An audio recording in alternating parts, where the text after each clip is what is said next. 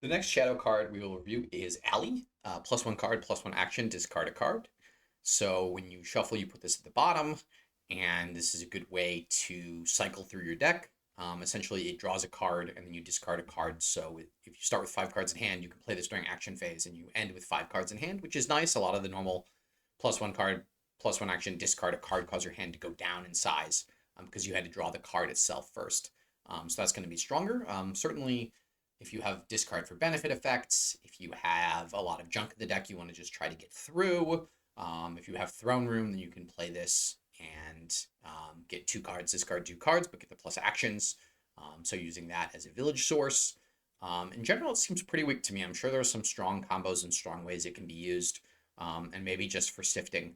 Um, and something like in a money deck, when you hit like you've got like 5 coins, and you don't really think you're going to hit a province, you don't want to activate it. But the next turn you have 2 golds to start with, and then you do start activating these, so you can kind of save them up at the bottom of your deck and use them at the right time.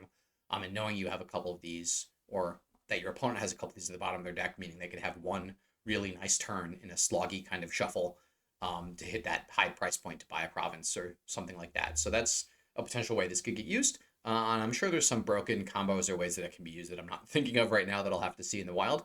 But yeah, this looks like a little bit more interesting to me than Fishmonger, which was the previous one we reviewed.